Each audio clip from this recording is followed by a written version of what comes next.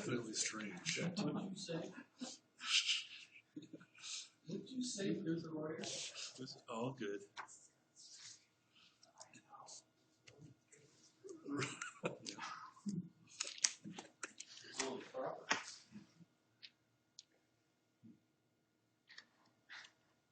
I'll give it another minute, see if anybody comes. If not, we'll press forward.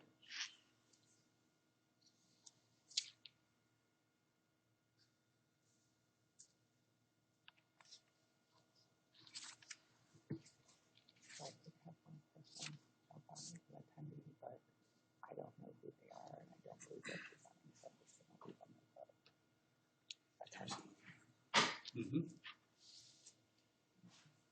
Let me check my phones. Yeah, I was just checking mine. I have nothing from anybody either.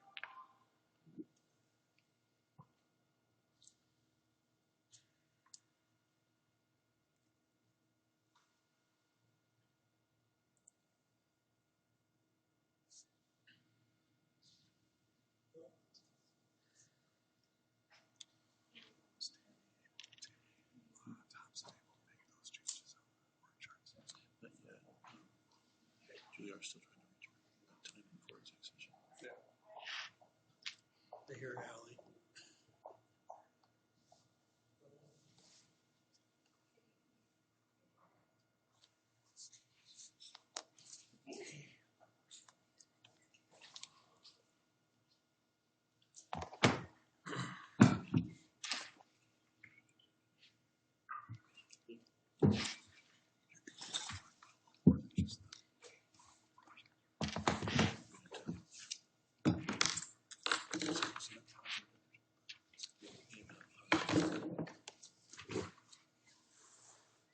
All right, we'll go ahead and get started with the City Council work session. First item on the agenda is the 2022 capital projects update. We'll hear from staff.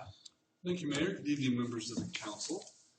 Summer construction season is upon us, and we have the latest version of your capital projects update in writing that we usually have for you during the manager's report portion of the meeting. But since it is June and projects are getting underway in earnest, we thought we would make this into a work session this time so that we can give you a little more depth, have a few more minutes to talk about what's happening on some of these projects.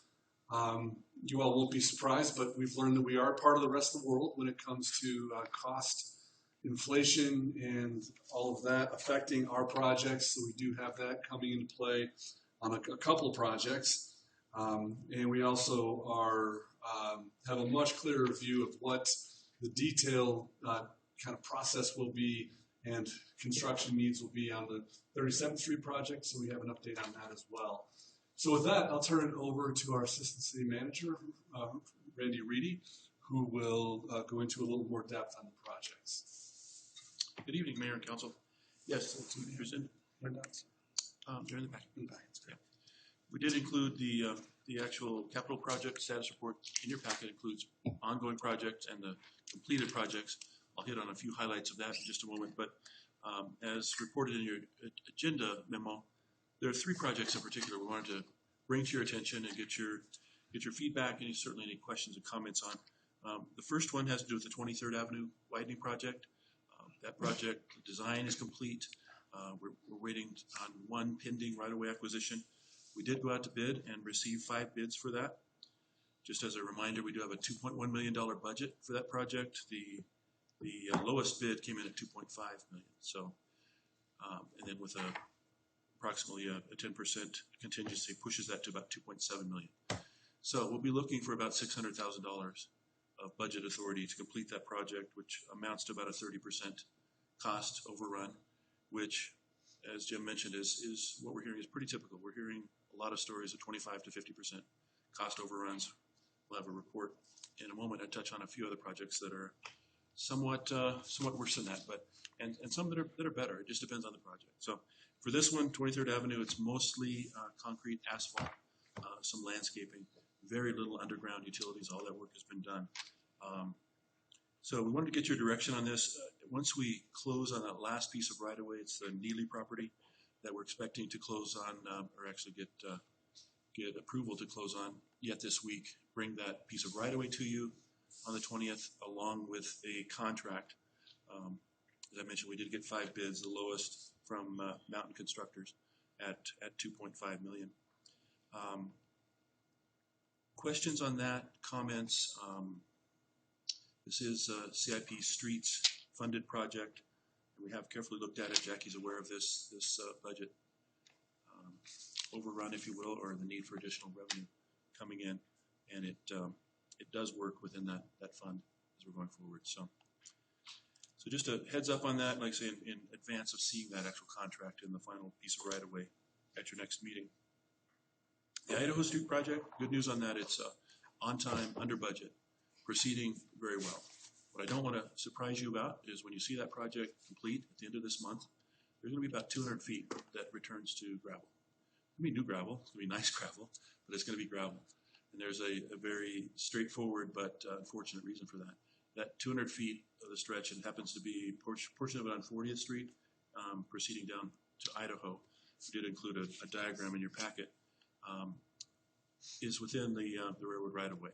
The railroad right-of-way in that area extends 100 feet off of the center line of the track.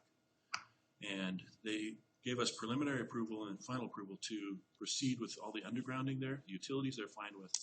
They said absolutely not to any surface improvements. They were especially concerned about any kind of improvements that would either increase traffic or pedestrian traffic within their right-of-way. The outside edge of the sidewalk would be within about 30 feet of the tracks. And they're just saying that's just something they can't tolerate and would not give us approval to proceed with. So it's unfortunate. It's going to appear to be a wonderful, nice new project, and it will be, except for that last little 200 feet. So it's the bend in the street. The bend in the road. Curve. Yeah. So with the increased amount of, we'll say, road racing in that area, and recently I do notice that there's a few places along 40th where they've gone off of the road, namely by Pueblo and 40th Street. Is it possible then to just make those one-way, or not one-way, close the road there so that 40th Street ends and Idaho Street ends and there's not through traffic there? It's certainly possible. We are, encroaching on railroad right-of-way there, so we haven't approached them about that. But we can make it more beautiful that way, and I just am concerned too because I see where there's a lot of the road meets dirt, gravel meet pavement where there's a lot of deterioration. So I'm worried that we are spending a lot of money on making a brand new road and making nice sidewalks, and it's going to deteriorate. So those are my two concerns, and that would be my solution, would be to close those two roads for through traffic. Let me check with the engineering team on that. One concern would be access for that corner property right there at 40th Street in Idaho. I want to make sure that they've got good access coming and going and things like that. Most of the traffic we know is using 42nd Street anyway to come and go. It's so much easier. Right. But it is a situation, like I said, we didn't want to surprise you with that. Get a ribbon cutting for a nice facility and wonder why we had 200 feet in gravel. And then, maybe we can make the sidewalks interconnecting, if those two roads are closed. Let's check on that and Thank get back you. to you on that. So, okay. And then the third project, as you know, what we're calling 37th Street widening phase 1 includes the roundabout at 47th Avenue and goes to Sienna on the west there. It's a project that was budgeted at $4.1 million. We do have a little over $1 million coming in via a federal grant from the MPO. We have been fully prepared to move on that project. That federal funding is available sometime after July 1st of this year. It's federal fiscal 23 money. However, there are a number of facts and conditions with that project that are leading staff to strongly recommend to you that we make this a 2023 project. The main thing is that we still have yet to get CDOT approval to proceed. They need to give us right-of-way authorization and a approval to proceed to bid. And then it's about 6 weeks during the bidding process. That's going to put us sometime in August before we're getting a contract underway, and then we'll have to make sure we're working with the winning contractor to get a date of actual mobilization and start of the project. Our concern is that we're just not going to be able to get this project done if any kind of early winter conditions set in or any kind of fall precipitation that we're not expecting. This project, as you know, includes a 60 workday closure of 37th Street, and we don't want to see any situation that we extend that for any reason. That's going to be a hardship on the community and everybody that uses that to commute or travel to and from east and west, and for that matter, coming down 47th Ave, because that would be closed off there. So to make this a much more seamless project and take advantage of a full construction season, we're proposing a schedule that looks like on the fourth page of your staff memo: bidding in November, award of the contract in January of 2023, about a 6-month, 180 workday construction project that includes that 60-day closure, and then some additional months on the back end to finish up all the paperwork because of the federal grant and that sort of thing. So there are a number of reasons that lead us to do that. Schedule is the primary one, although as we opened the bids for 23rd Avenue, we realized if we're facing anything that looks like a 30% budget increase for this project, that's $1 million. And we are hearing, although there's absolutely no guarantee, no crystal balls that are infallible, but we're hearing from a lot of sources that there's an expectation that this peak in oil pricing and asphalt pricing is expected to subside somewhat for at least a short period that we hopefully can take advantage of if by a slight delay in this project. What that would mean in terms of the big picture and what you're seeing in terms of construction activity and road improvement is that with your approval, we proceed with 23rd Avenue, get that finished this year. We've got, as you're aware, you've approved the contract to do the major mill and overlay project on 35th Avenue, including the 35th and 37th intersection. I think it's been high on Tammy's list at least. So, there's also funding in this year's program to extend the mill and overlay from just east of 65th Avenue to the approximately Arrowhead Drive. So there'll be additional work on 37th Street as well, Tuscany Street, finishing that up. So quite a bit of work. With the funding conditions and the way that the road tax is coming in, et cetera, it spikes and then there are valleys. And next year was anticipated to be a valley, a kind of reload type of year. We need more revenue in order to be able to go into the next set of projects. So by shifting 37th Street to next year, it would be next year's project. Really the only major project that gets done in addition to the maintenance. And then we'd be prepared then in 2024 to do phase 2 of 37th Street, which would be from Sienna to 35th Ave, and then proceed in 2025, 2026 with phase 3, which goes from 65th Avenue to the east. So that is our recommendation. There's a lot of information, probably more than you cared for in the staff memo, but that's overall there are those two primary reasons. One, the budget, and secondly, then that schedule and just the avoidance of risk that we did have to extend that 60-day closure of the road. Which also, just to mention, I think we're cognizant of the impact on the schools, and it's just so important to contain that 60 days to 60 days. I've already had encouragement from some on council to say, if you think it's going to be 60 days, tell them 75. But we'll be holding fast to that. But in terms of coordination with the schools, we'd hate to hit that closure as schools are starting and getting going. It'll be easier to manage and control if it's next spring and perhaps even extending just over the last part of the school year and into the summer would give us some more control. And then we'd be through all of this CDOT paperwork kind of pause that we're in right now and be ready to hit it cleanly next year. So I think that's the big recommendation. I don't know if you have questions or now, but I know Randy wants to update on the rest of the capital program, and then we'll certainly have time for council questions as well. Yeah, we'll continue with that. We'll ask questions. Okay, so those are the three biggies for update. Then switching gears on a certainly more positive note, and toward the end of your packet material for this item is a couple of pages highlighted in green that say completed capital projects. Really pleased to note that there are several that have been completed so far in this 5 months this year. A number of design projects, including the Da Vinci Park project, the 37th Street right-of-way project. As you saw a couple work sessions ago, the utility feasibility study for south of the river has been complete. That includes working with Central Weld about the feasibility of possibly having them serve Evans customers south of the river, and looking at both water and wastewater for that section. The 37th Street roundabout, that phase 1 is completely designed. All the right-of-way is procured for that. And then, of course, we do have the 23rd Avenue widening. That design is complete. As I mentioned, that project's gone out to bid, and we're looking at those bids now.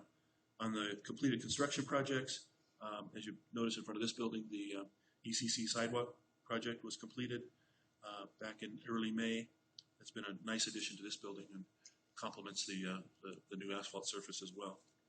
We'll be getting going later this summer on the next phase of the landscaping that will kind of go from the edge of the police building around to the flagpole. So just a number of kind of nice refresh projects there. And then the Ashcroft Draw bank repair, that's a project that, as you've known, from time to time we get pipes that start sticking up along the draw as the draw shifts and moves over time. It was a very nice project that got completed using some reinforced concrete to shore up the bank, protect those pipes, and avoid any kind of spills. So as far as the projects that are underway, the big one that you're seeing a lot of progress on will be done later this month is the 47th Avenue widening. They are done with all the concrete work, all the masonry work, all the irrigation work. They're finishing up the topsoil this week, and you'll see plants going in. And that will be the final phase of that. They'll get through the punch list and the final landscaping in the median on both sides of the road. So that won't be done yet this month. Touched on the 23rd Avenue widening construction project. We can talk more about that if you'd like, or you'll be seeing that at your next meeting. We talked about 37th Street Phase 1 as well. Not a lot of change, continued progress on the stormwater project, stormwater design. The objective there is to get design to about a 60 to 70% level to bring you a decision later on this summer, early fall, about which of the stormwater projects to proceed with. We've got fully designed the 31st Street project and about to be designed the 35th, we call the 35th Heritage Inn project. So as soon as that's done, we'll bring that to you so you can be informed consumers about which project to proceed with the funding that's available. We're really pleased to last week have kicked off the wastewater utility master plan. It's a project that's been highly anticipated, and we've got a good consulting team that will be looking at our wastewater collections, our wastewater treatment, possible new lift stations, that sort of thing. So that's underway with a very aggressive schedule to get that done by the end of the year. So again, you can be informed consumers and give us direction and make decisions about annexation plans and things like that with wastewater connections in mind. The Ashcroft Draw sewer relocation and trail alignment is underway, those plans. We should have those done by the end of the year and be ready to move forward with construction on that next year. I'm skipping, there are a lot of projects here, but I'm kind of hitting the highlights. Two projects, I'm glad that Scott's here. We have a really fun project that's in your regular meeting for approval on the playground replacement, that $1 million that you approved to replace playgrounds, so I won't touch on that now. We'll be talking to you at 7 o'clock about that one. But the other two projects related to parks are not so great news. Da Vinci Park, that's the last of the public spaces within Tuscany. We had a $175,000 budget for that project. Just opened bids on that, and the lowest bid was $423,000. So a major budget bust there. So we're not prepared with recommendations and options for you tonight, but we'll be bringing back those, trying to work with both the low bidder and the architect to see what we can do to make that project work, or if we need to, we can wait and see if the construction climate is better sometime next year. Similar situation with the 37th Street right-of-way, not as bad. but we're finding that because that project includes a lot of irrigation and boring underneath 37th Street, it's very expensive, and so we're looking at a project that will be over budget there. So we're again working with the contractor and the landscape architect to see about some options. So hopefully by the next meeting, if not for that first meeting in July, we'll come back to you with some options and recommendations for both those projects as we move forward. So those are the highlights. I'm certainly happy to respond to any other questions you might have about any of those or the other projects. There are 50-some projects that we're reporting to you. And just trying to keep you up to date as we go. All right, That concludes our remarks. great, thank you. Does anybody have any questions or comments for staff? But Randy, Sure. I do. What's the address or the location of Da Vinci Park? Of Da Vinci Park? Yeah, I'm afraid it might be one that I have not visited. I don't know Help me, Scott. San Marino. It's in between one right behind the school, right behind the school to the north. And Hyman? Yeah, so Yeah, if you're at Hyman and there's the Tuscany Drive and like San Marino or San Mateo, there's a big open space right there. Okay, It's the open space furthest to the north. so it's just an open It space right looks now? like it. You would probably guess that homes might be built there. Yeah, okay, Correct. yeah, all right, thank you. Yeah, it's a block, basically. It's a small block there. Anybody else have any questions or comments for staff? Do we know why that Da Vinci Park bid was so high over? I mean, others at 30%, if we're looking at the cost of asphalt and that sort of thing, we can start to analyze that. What I'd like to gain a better understanding is the why, so we know walking into future projects kind of if our expectations were off, if it's a timing issue, if it's a supply and demand issue, that's a big difference. So Yeah, and we did get 4, I believe, or possibly 5 bids, so it's not a question of nobody interested, but the bids are all grouped starting at that 450 and going up. I think the highest one was at 590. And staff is looking at that now, trying to go line item by line item into unit costs, and it appears throughout there's not a single item. It's just every item is over significantly over budget. So, like I say, there may be some options there to either scale that back or perhaps to wait if there are some market conditions that are driving that. We're just not quite there yet. So, but we'll bring that back to you. that'd be great. Thank you. I just want to say I drove over by 47 today, and I really like seeing all the improvements that go in there.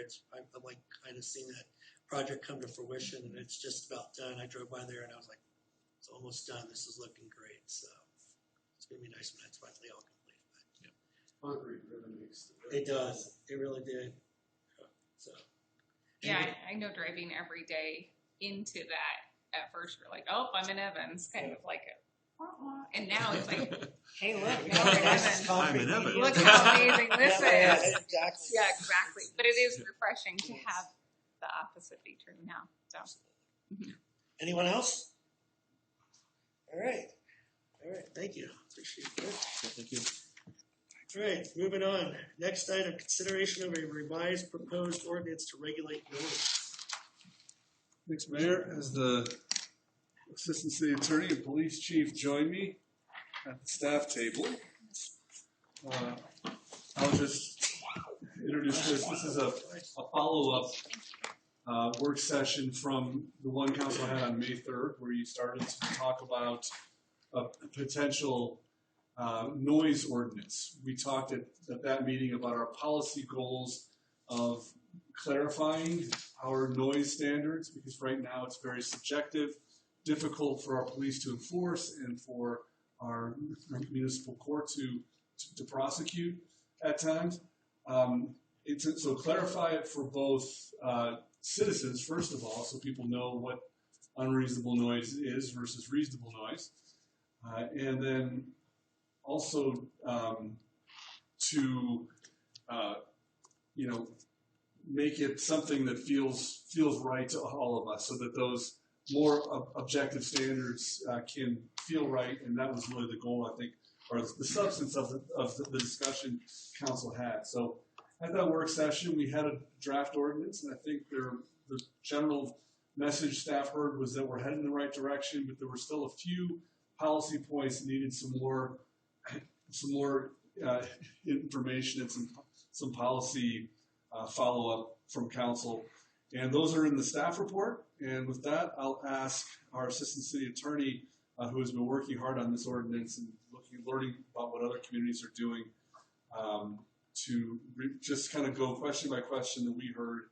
And then we'll certainly look to council for your discussion or additional direction on what to include in the noise ordinance so that we can bring it back to you at a future council meeting. Thank you, Jim. Good evening, Mr. Mayor, members of City Council.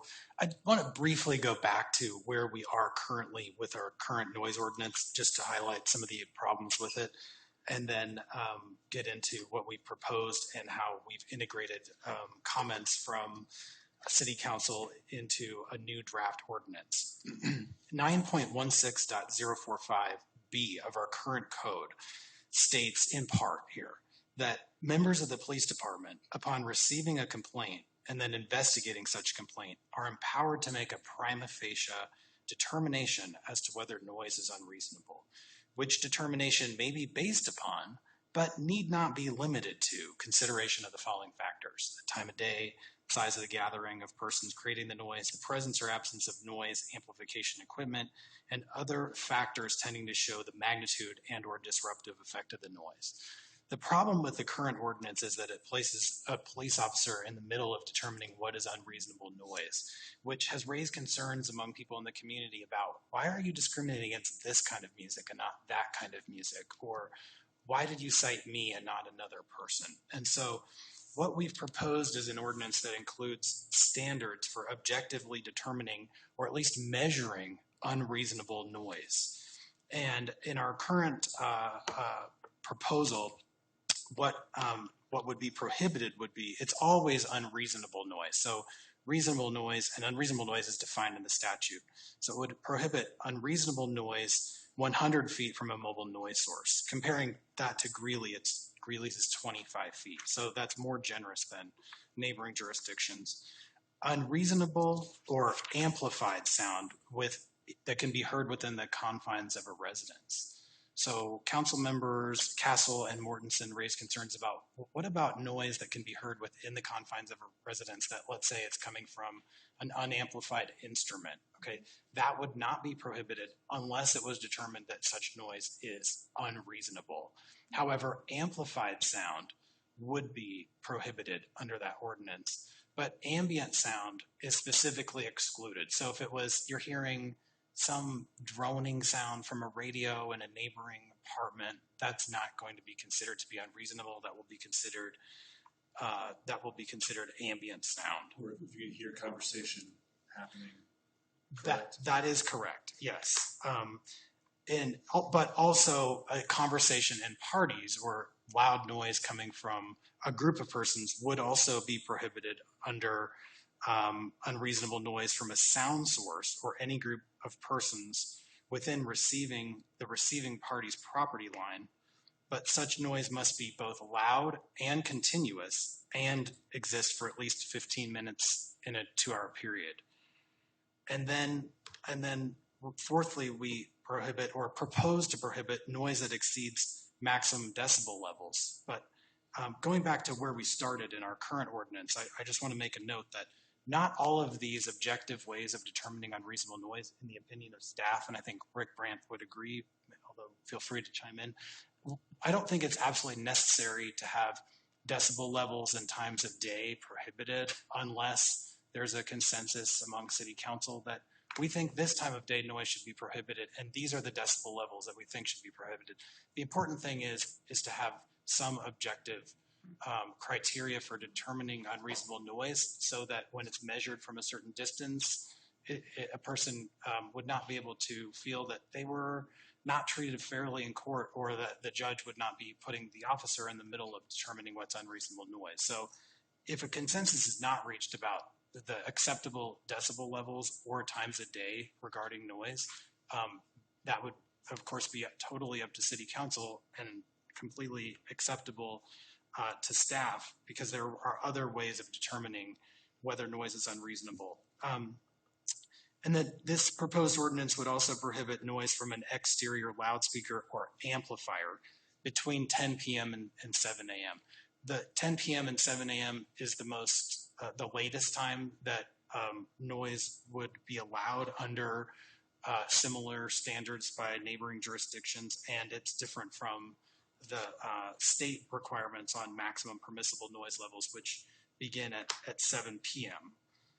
And also, it's worth noting that the proposed ordinance does provide for a permitting process, so that if there was an event that was proposed that would exceed the times or exterior loudspeaker use or any of the provisions of the code, the city manager could make a determination and issue a permit under the proposed ordinance. Very briefly, I'll go over, advertising noise is strictly prohibited. And then the exceptions are noise allowed by permit, as I noted, so that would not be prosecuted or be a violation. Construction noise is not limited in any way between 6 a.m. and 7 p.m. on weekdays and Saturdays under the proposed ordinance. That was also a concern of council about how early can construction noise start, so that was taken to 6 a.m. Domestic power equipment, houses of worship noise, normal sporting event noise at an athletic field, that's not going to be prohibited, so that's an exception. Unavoidable noise, which is FAA and train noise, and noise emanating from an event hosted by a governmental entity such as the city is exempted. We could have the city go through a permit process also, so that's up to city council. And that concludes my remarks about the changes that were made, and thank you very much. All right, thank you. Does anybody have any questions or comments for staff?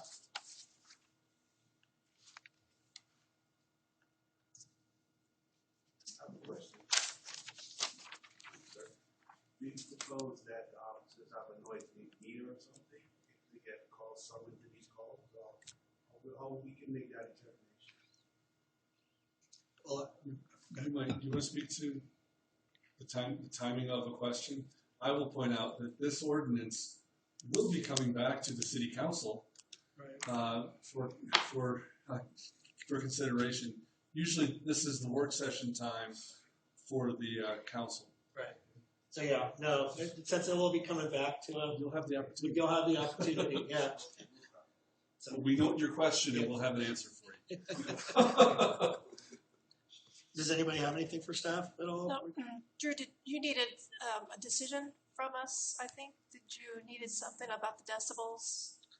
Whether Well, what we're thinking is whether there's a consensus or not about the decibels and time. It's, from staff's perspective, not absolutely necessary to have that, but it's a way of determining whether noise is unreasonable. And so I think that, I mean, to make it easy, I don't think we need to have time on that, is my opinion, because if I can hear, Fred having a party and it's going on for a half an hour or 2 hours, and I could hear that from the, 5 miles away, I think that should apply at any time.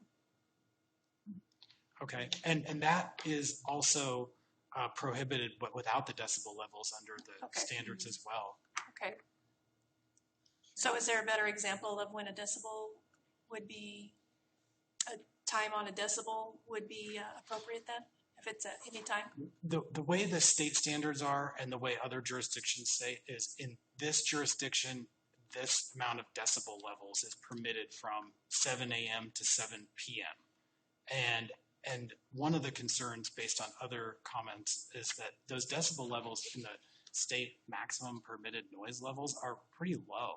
They're 50 decibels and 55 decibels. When looking at examples, 50 decibels is a quiet conversation, which wouldn't really rise to the level of what most people would consider to be unreasonable noise. So that's one issue.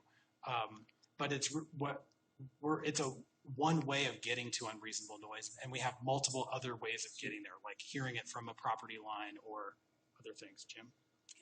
Yes, so I think the question I heard from the council member was, is there an example of noise that might not be covered otherwise, where the decibel maximum might be useful Is that That's, yeah, that's where the exactly what I'm decibels, asking. having something constant that always applies might cover? And I think there is a nice summary on page 16 of your packet. Just, numbers A through C, I kind of, hits on the things that would be prohibited without a noise, without a decibel max. And so, I'm sorry. So yes, so those, I think it certainly would be helpful as a blanket catch-all to have outside of these instances, there's a certain maximum decibel level that's not acceptable. I think what we've seen is, and as Drew has done some of the research, those levels can be different from community to community, and they feel a little bit restrictive when you look through the rest. There's some packet material that speaks to what those decibel levels are, and adopting those could make this a much more restrictive ordinance than it might otherwise be. So so the follow-up question to that is, do we have any instances here within our city where that restriction would have been beneficial or maybe not so much beneficial? Yeah. Either way. Yeah, Councilmember, nothing comes to mind specific. Okay. The proposed ordinance is written, it's pretty encompassing. Issues that, and Chief, you might be able to enumerate just several of the examples, but I know the things that I hear about that are the common violations that are addressed in the ordinance are amplified music and parties. Yes, those are about it. And loud arguments in like apartment and Yeah, and those, very close quarters yeah. living. Are those kind of the areas? Yeah, those come out as more disturbance calls that are domestic related. That example, yeah, the loud music, the amplified music, Barking dogs. Sorry? Barking dogs. Barking dogs. Traffic noise or something. So Yeah. And Yeah, booming cars. yeah. Booming cars, and all of those would be addressed with the non-decibel max standards in the ordinance. One option that council could consider would be to give direction to move forward with an ordinance with the standards as drafted without the decibel max, and see how that goes with the community, and then we could always come back and have further consideration of decibels. I'm not trying to preempt council's consideration of a decibel level, but that would be one option. Was it already written into there? Did you already have the decibels written into your? In the initial draft that we discussed May 3rd, there were decibel levels, and then after Right. our So this discussion, draft I doesn't took have them it. out and Just to be left sure. it blank. I don't think, in my opinion, that we need to have decibel levels because decibel levels can be very open. Some people are just naturally loud. Some things are just naturally loud. I think if you put an actual decibel level, that could be.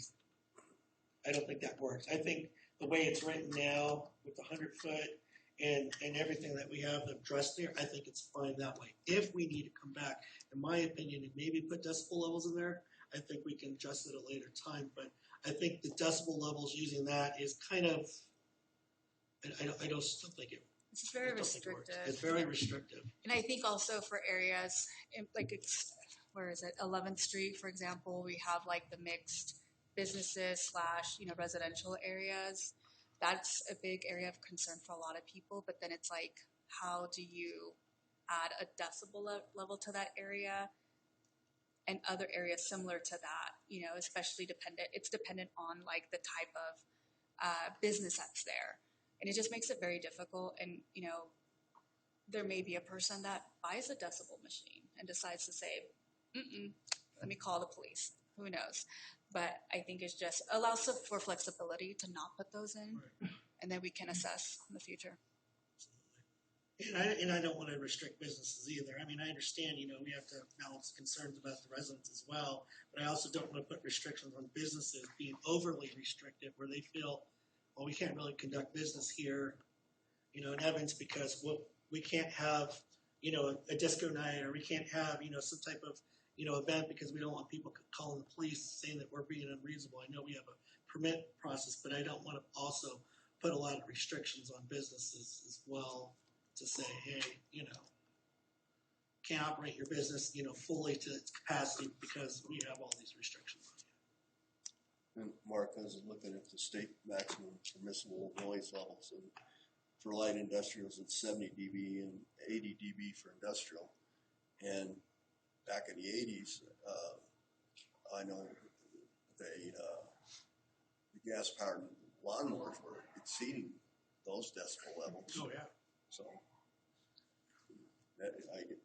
I'm in agreement that maybe we don't need to set the decibel levels.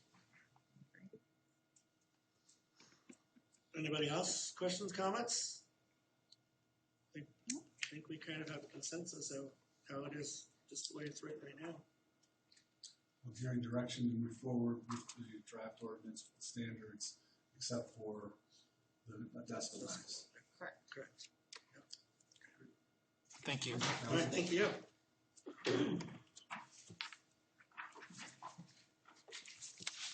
All right, moving on. Next item on the agenda, EPA Brownsfield grant notification. There's some stuff. Thank you, Mayor.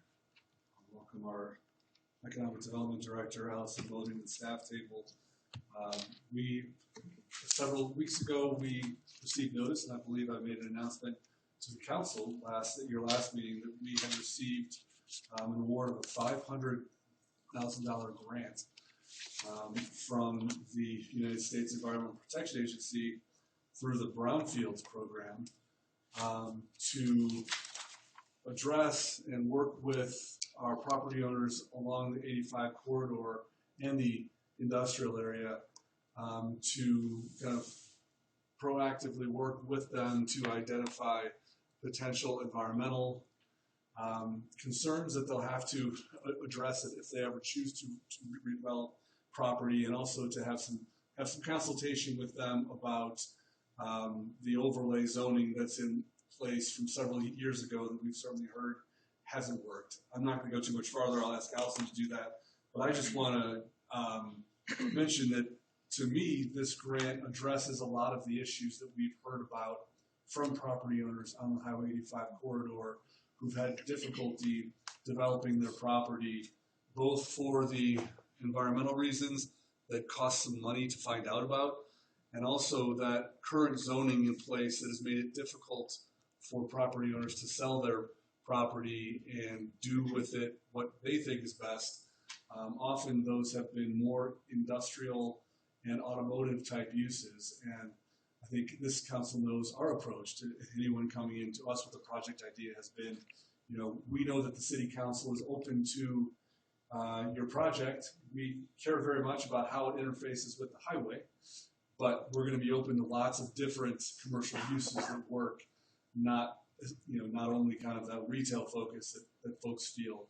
So this grant would give us the additional horsepower through some consulting help to have those kind of one-on-one property discussions, help fix some of those things. With that, I'll turn it over to Allison, and you can talk a little more depth about what the process might be. Our purpose of the work session is to make sure that, if we go forward, that council and staff are on the same page. We know that area has had some planning processes before that haven't gone so well, and we want to make sure that we're clear about what the work will be, so that when we bring this back to you as part of, or as a grant agreement with the EPA, that we can all be on the same page about how this would work if we went forward. Allison. Yep.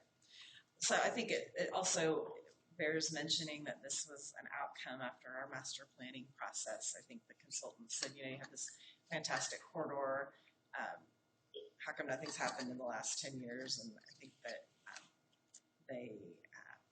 AIRS has had some experience with successful brownfield grants in other communities, and said Evans would be a great candidate for this particular grant program. And because there's no financial match, it makes it even more attractive. And so when we kind of talked through what the purpose of that grant would be, it really is to get a good site inventory to really, we have a list of property owners, but it hasn't been updated since we established the Urban Renewal Authority in the project area back in 2013. So really updating that information, taking an opportunity to really go out and talk one-on-one with property owners, and not in a this is what we want to do manner, but we want to know what you need to do with your property. So I think having that consultant to help facilitate those meetings and really emphasize that,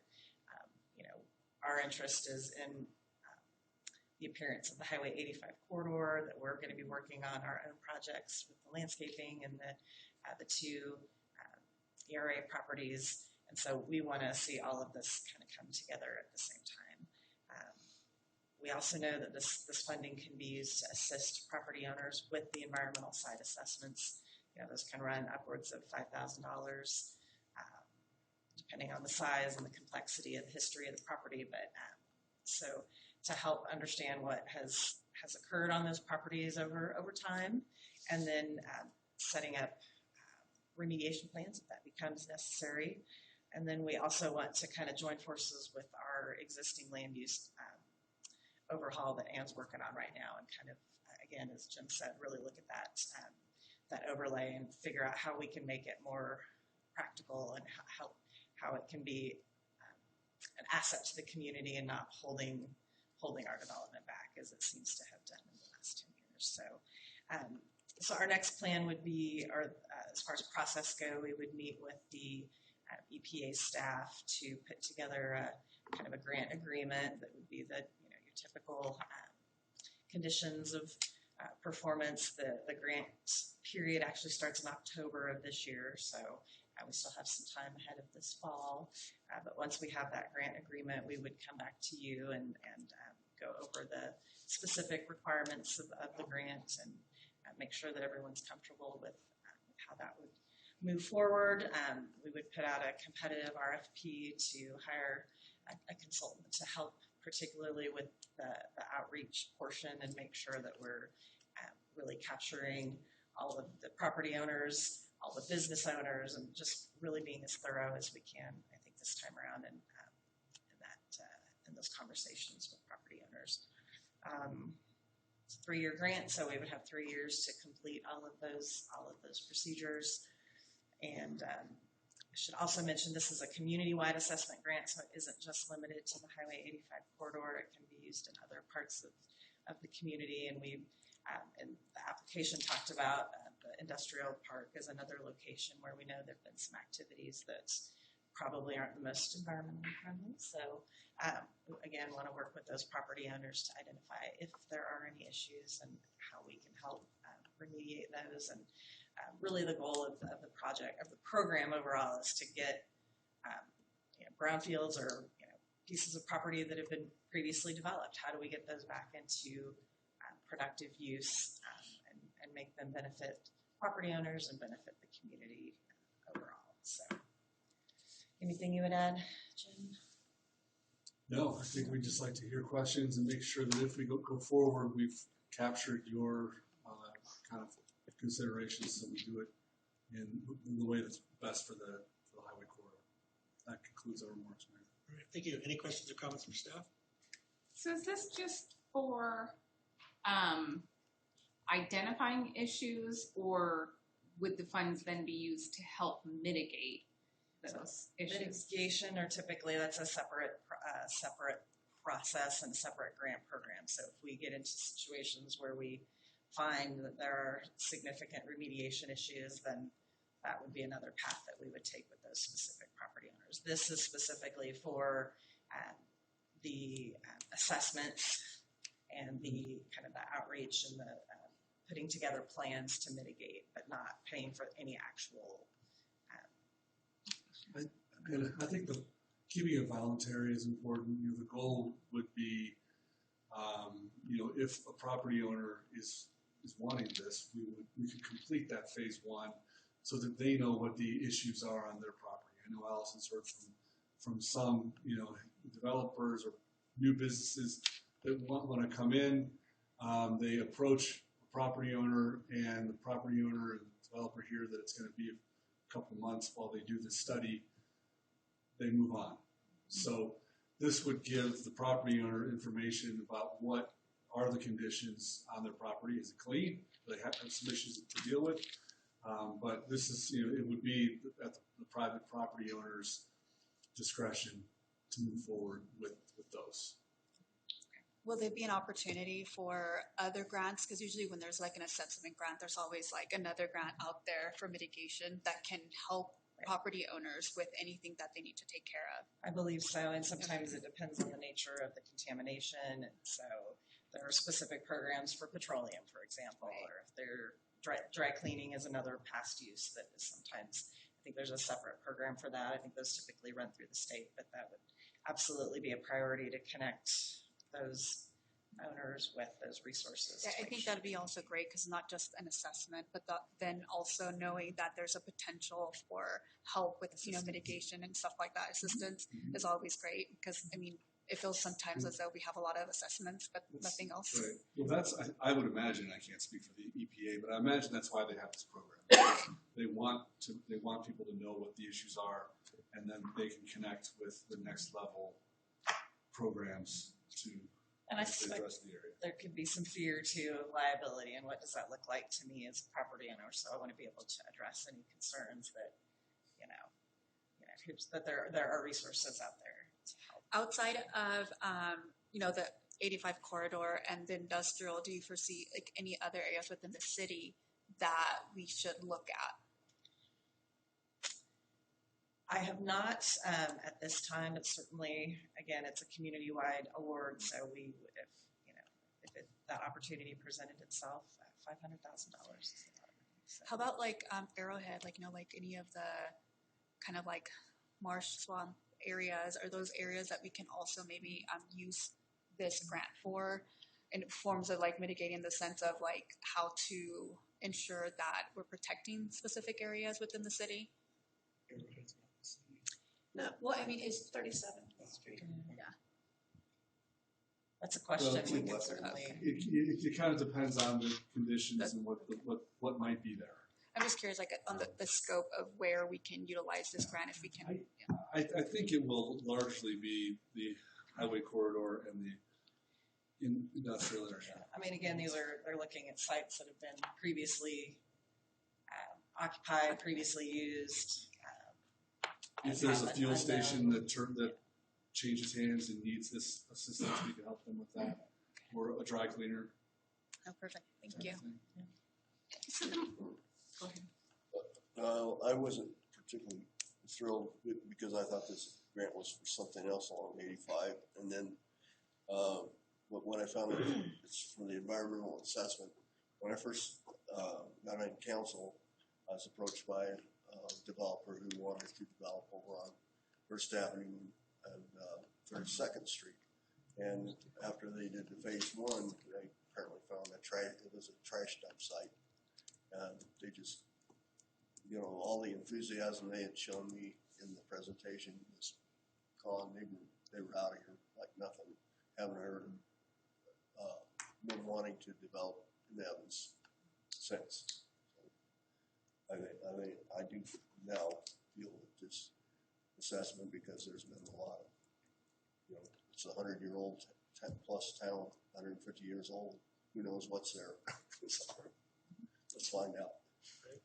So, I'm sorry, did you have a question? You can go ahead. Okay, I'll ask after. I just want to be sure, because I've been around here when we've had previous consultants, that it's my hope that we get somebody in that is not very, let's just say, abrasive to our business people. There's a lot of people along the Highway 85 corridor that have not been treated as well over the years, and when the city comes, or a representative of the city comes, say a consultant, they automatically close shop, shut the doors, and they don't want to talk to us. So I just would like for you, I'm assuming you're probably going to be the one screening the applicants, to take that into consideration and get somebody that can do this with a little bit of kindness and openness, and not any kind of piety or abrasiveness. I think that's great advice, and I think we know that there are still some hard feelings. Yeah, Yeah. from, and so I think that will be our priority number one, is to do this in a way that's Yes. us listening to you and not in any And that way. approach is the approach that I want you to take, because it is previously it is, here's the color that you need to paint your buildings. This is, what we're gonna do in this area. Too bad for what your vision is. And as long as we can kind of combine the visions, we want it to be beautiful, but I want us to hear what the business people have to say. And we even talked today about the importance, probably coming out of this meeting, if council gives direction moving forward, to communicate very quickly just with those businesses, and even have a meeting about the process before it's set, to hear from them what's important, so that we're not telling from word one. We're asking them for how this can work and how we as a community can make the most of this grant. So that would be probably a step that we would take. So yeah, here again, I'm certainly sensitive. I've heard enough from property owners about how that feels and how that's felt. Thank you. My remaining question, I guess, would be, what, if any, risk are there to property owners? So if this is the EPA and they find something, is there a risk that they would then have to mitigate within a certain amount of time and potentially be out a significant amount of money? Because I could see that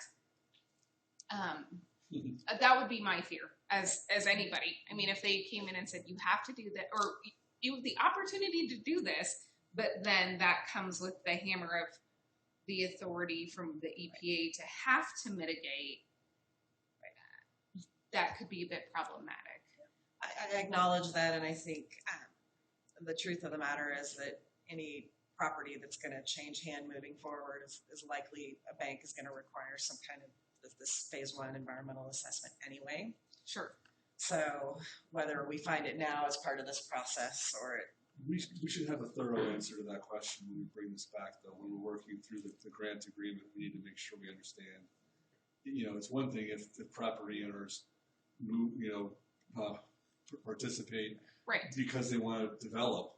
They know that they're going to have to go through this, but if they just want to know and they're not ready to develop, and there is some consequence, then we should be real clear about that. Yeah, I think I would just like to be able to present them with an opportunity of, hey, here's this great assessment grant.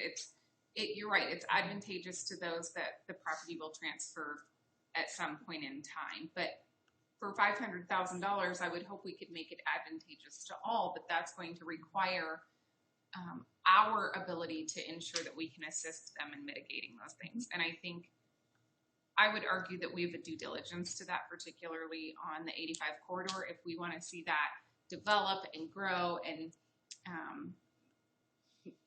I would just love to know how we could pair that with assistance. Mm-hmm.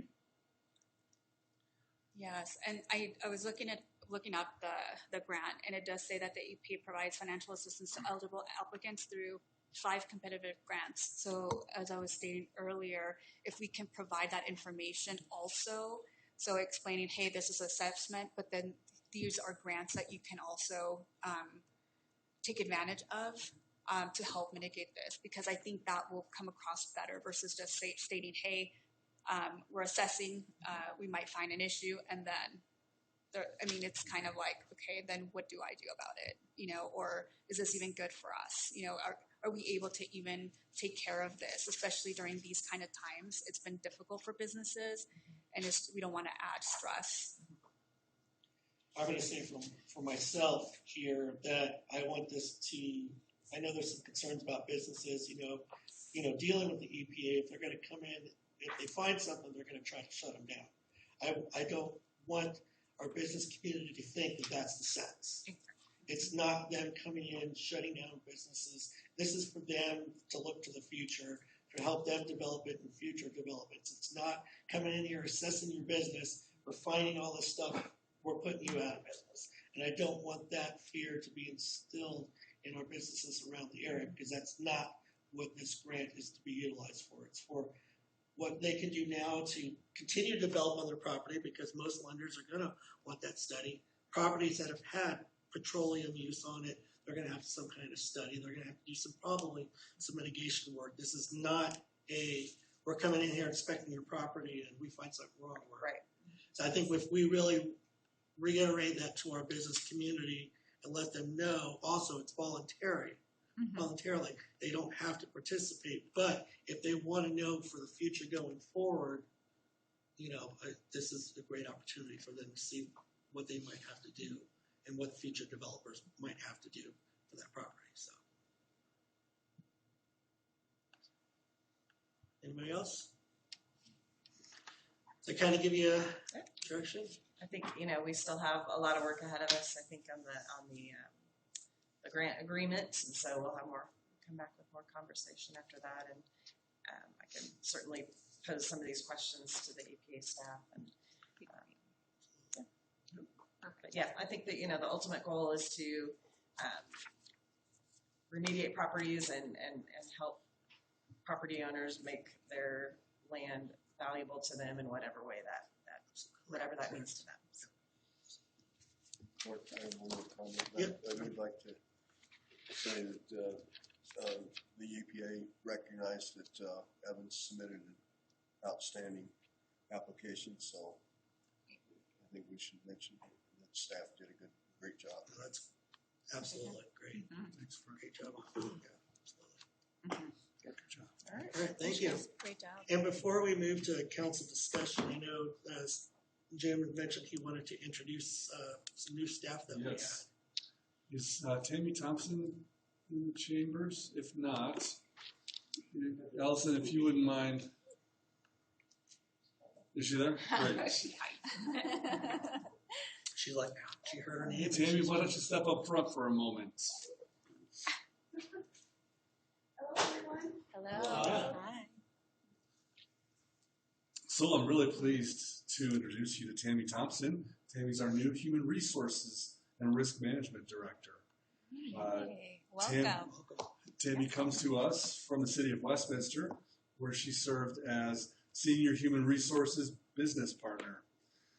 Prior to the city of Westminster, Tammy served as the HR Director at Gulf Coast Village in Cape Coral, Florida. Tammy holds a master's degree in corporate education, curriculum, and instruction, a bachelor's degree in organizational management, human resources, and 3 HR-related certifications. She has about 17 years of HR experience in both the public and the private sector. Apart from her work at the city, Tammy enjoys spending time with her family. Her happy place is at the beach, and she is a serious Colorado Rockies fan. So I'm just real pleased that Tammy's with us now for probably a month or so, and is fully engrossed in the issues and has gotten to know the people, and so she's just adding a lot of great new perspective and ways of doing things that I think will benefit the organization. So welcome, Tammy. Thanks.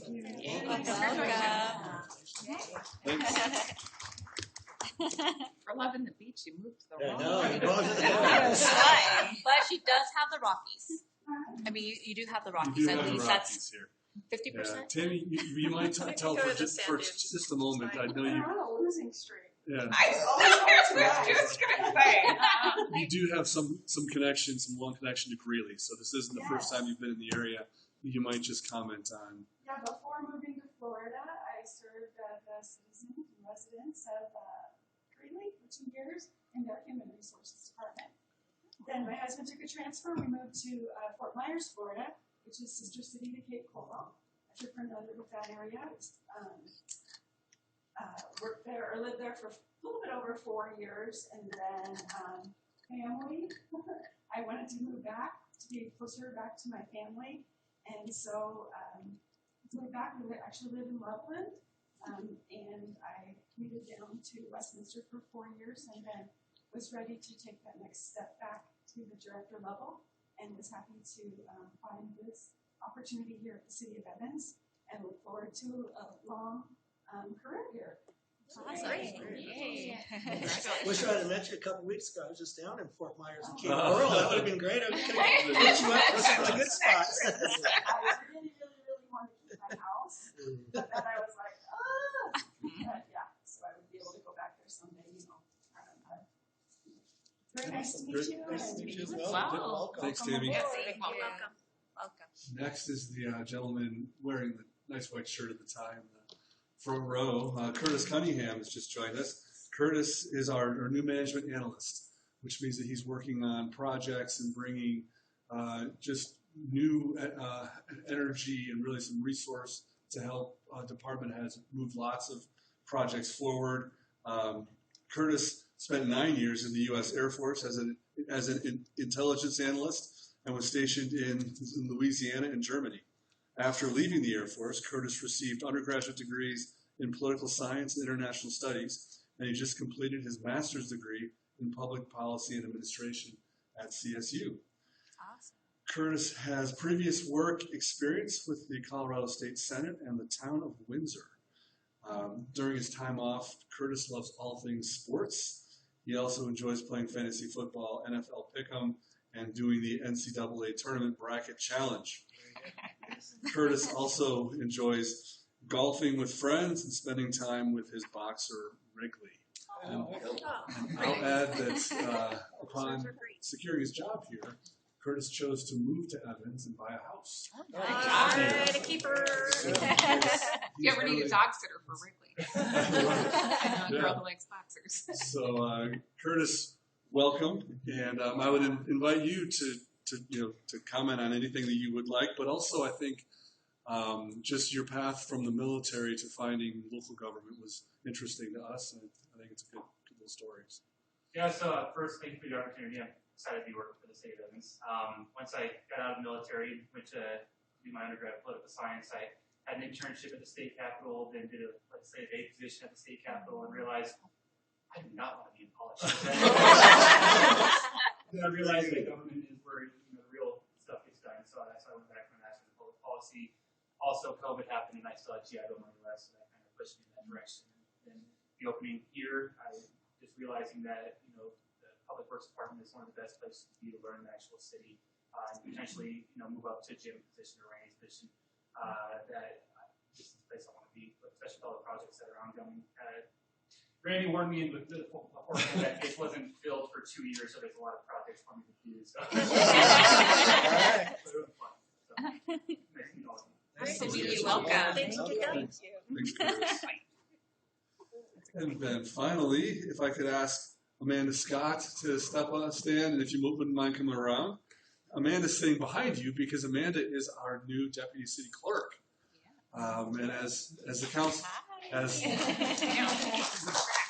the council knows, the clerk's office has a lot of varied work, everything from direct support to the city council for managing liquor licenses to managing our cemetery, lots and lots of various disciplines. And we know that we'll be stronger long term if we have some good, solid support there. So Amanda previously worked for JBS, and she also worked at the Embassy of Azerbaijan for the State Department. She's also worked and volunteered with the United States Army. So she moved to Colorado 5 years ago, where she met her now fiance. Great. Congrats. Welcome, Amanda, and there's no pressure if you don't have anything to say, but if you'd like to just say anything, you're welcome. I'm just happy to be here. Glad that for the opportunity to get back into government. Yeah. Awesome. Welcome. Yeah, welcome. Excited to have you. Thanks, Amanda. So these are just three, excellent new staff members who are part, council sees the numbers and they hear managers talk about them. But we want to introduce you to these great new folks who are joining the organization, bringing new energy and new capacity to help move your agenda forward. So thanks for taking the minute. That's great. Thanks, Jerry. All right, council discussions. Anybody have anything? I just want to check and make sure that the fireworks crackdown will be on the agenda for the next time. Oh, that's crazy.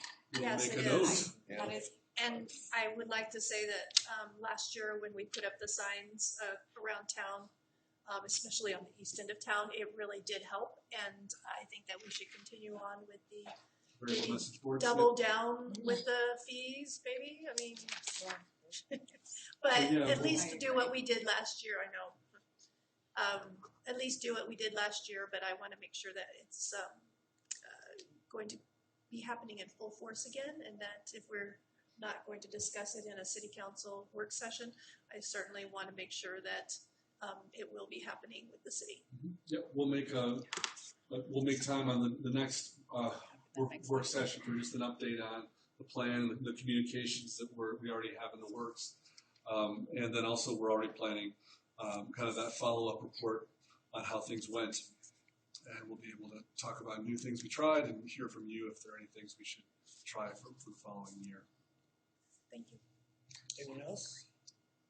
I'll just mention real quick, I had a meeting this morning with Dr. Pelch. We want to continue that great relationship that we have with the school district. One of the things that we're going to bring back is they're going to get with staff, and hopefully in the fall, they're going to come back to council like they used to do in the past and give an update on what's going on in the school district, not only with the school district, but the schools going on at Evans as well.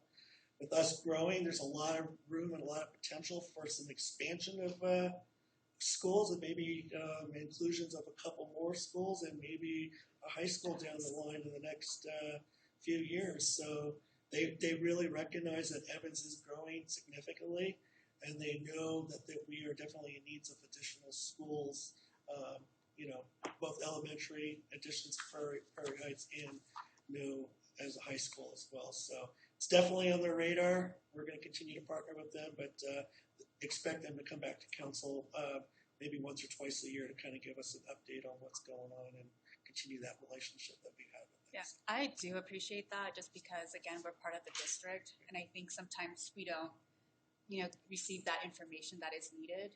And it would be great also to know, the capacity of all of the schools, where they're at, how many, students within Evans attend, as well as where we can grow in that area, but especially a high school. I think we definitely need to push the need of a high school within our city. Oh, yes, she definitely acknowledges that, and I reiterate that again to her. But yes, no, I did agree with that, and that's why I mentioned if we can have that collaboration like we used to have when they come here, I think it would be great stuff. It's been a while. It has been. Yeah, and I mentioned that because I mean it's really an Evans school district. And then They're better about saying that now. They are. are. I think they do a good Yes. job, and I think it would be great to highlight significant changes that have happened, like the addition to Chapelo is a big deal for It Evans. is. It does increase capacity a ton. Like if they could help to highlight those projects that benefit. Not our only city. that, include us in those invitations because there's a lot happening within the schools, and I don't feel as though we are included within those ceremonies. And it would be nice for us to also be a part of that. She did say that she will do some more council invites to some, those events as well.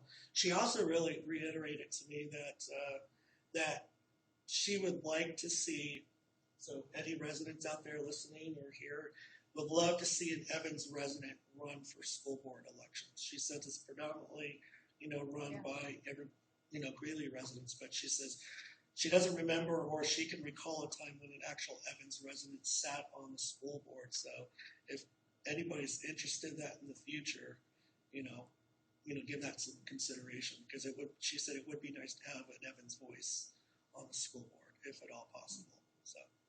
But no, she definitely is going to be inviting us to more events. She's going to be, come to our meetings once or twice a year. But she definitely likes that collaboration that we have. So. Yeah, and especially because those are at-large seats, and it would be nice just to see them here as well. Absolutely. And only that, see school board members at our events as well to show, that support within our city. Great. All right. If there's nothing else, we'll take about a 15-minute break and we'll get started at 7. Thanks, everyone.